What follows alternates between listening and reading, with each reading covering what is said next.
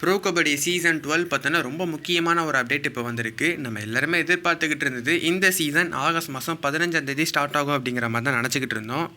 அதுக்கேற்ற மாதிரி நிறையவே அப்டேட்டுமே வந்திருந்தது. ஆகஸ்ட் மாதம் 15ஆம் தேதிக்கு அப்புறம் இந்த சீசன் ஸ்டார்ட் ஆகும் அப்படிங்கிற மாதிரி தான் சொல்லிகிட்டு இருந்தாங்க.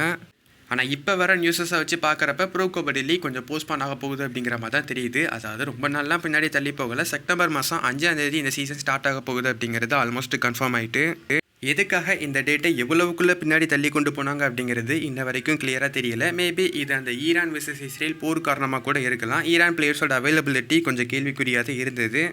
அண்ட் அதே சமயம் இந்த ஒரு போருமே ஒரு பயங்கரமான போராக மாறிக்கிட்டு இருந்தது. இது வேர்ல்டு வார் 3 கூட மாறிடும் அப்படிங்கிற மாதிரி தான் எல்லாருமே பயந்துக்கிட்டு இருந்தோம். ஏன்னா அந்த அளவுக்கு ரெண்டு நாடுமே அடிச்சுக்கிட்டு இருந்தாங்க. ஆனால் இப்போதைக்கு எந்த பிரச்சனையுமே கிடையாது. ரெண்டு நாடுமே சண்டையை நிப்பாட்டிட்டாங்க. போர் ஆல்மோஸ்ட் முடிவுக்கு வந்தாச்சு. அதாவது போரே ஸ்டார்ட் ஆகலை, அதுக்குள்ளே முடிஞ்சிடுச்சு. இப்போ ஈரான் பிளேயர்ஸ் எந்த பிரச்சனையும் இல்லாமல் வரலாம். அண்ட் அதே மாதிரி ப்ரோ கபடி லீக்கு இந்த டைம் செப்டம்பர் மாதம் 5ஆம் தேதி தான் ஸ்டார்ட் ஆக போகுது. அதாவது 5ஆம் தேதி தான் ஸ்டார்ட் பண்ண போகிறாங்க. இன்னும் ஒரு 2 மாதம் இருக்குது. ஸோ எந்த பிரச்சனையும் இல்லாமல் கரெக்டாக இந்த ப்ரோ கபடி லீகை நம்மளால் நடத்த முடியும். அண்ட் அதே சமயம் இன்னொரு முக்கியமான அப்டேட்டுமே வந்திருக்கு. நான் போன வீடியோவில் என்ன சொல்லியிருந்தேன்னா, இந்த சீசன் கேரவன் ஃபார்மேட்டில் மேட்சஸ் நடக்காது. அதாவது இந்த ப்ரோ கபடி சீசன் 12 போன சீசன் மாதிரி ஒரு 2-3 சிட்டிஸில் மட்டும்தான் மேட்சஸை நடத்துவாங்க. எல்லா சிட்டிஸ்லேயுமே மேட்சஸ் இருக்காது அப்படிங்கிறத சொல்லியிருந்தேன். இப்போ அந்த 2-3 சிட்டிஸ் எது அப்படிங்கிறது தெரிய வந்திருக்கு. சென்னை, ஹைதராபாத், நொய்டா அண்ட் ஜெய்ப்பூர், இந்த 4 சிட்டிஸ்லேயும் அவங்க லீக் ஸ்டேஜஸ்க்கான மேட்சஸ் எல்லாத்தையுமே நடத்துறதுக்கு பிளான் போட்டிருக்காங்க. இதில் நம்ம சென்னையுமே இருக்குது. அண்ட் அதே சமயம் பிளே ஆஃப் மேட்சஸை மேபி அவங்க பெங்களூரில் கூட வைக்கிறதுக்கு சான்சஸ் இருக்குது. இப்போதைக்கு இந்த 5 சிட்டிஸ்லேயும் மேட்சஸ் நடத்துறதுக்கு அவங்க கன்சிடர் பண்ணியிருக்காங்க. ஸோ மேக்ஸிமம் இந்த 5 சிட்டிஸில் ஏதாவது ஒரு 3-4 சிட்டிஸில் மேட்சஸ் கண்டிப்பாக இருக்கும்.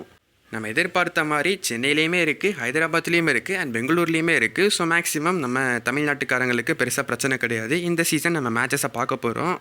அண்ட் அதுவும் போன சீசன் மாதிரி, அதாவது சீசன் 10 மாதிரி ஒரு வாரம் மட்டும் நடத்த மாட்டாங்க. இந்த டைம் 2-3 வாரத்துக்கும் மேலும் மேட்சஸ் நம்ம சென்னையில் நடப்பதற்கு சான்சஸ் இருக்குது.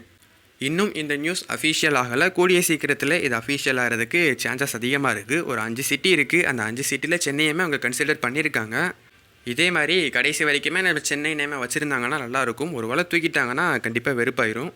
உங்கள் ஒப்பீனியன் என்ன? சென்னையில் மேட்ச் நடந்தால் நீங்கள் பார்ப்பீங்களா, பார்க்க மாட்டீங்களா அப்படிங்கிறத கமெண்ட் பாக்ஸில் கமெண்ட் பண்ணுங்கள். செப்டம்பர் மாதம் ப்ரோ கபடி லீக் கொஞ்சம் தள்ளி போயிருக்கு. இதை பற்றின உங்களோட ஒப்பீனியனையும் கீழே கமெண்ட் பாக்ஸில் கமெண்ட் பண்ணுங்கள். ஓகே, தேங்க்யூ ஃபார் வாட்சிங்.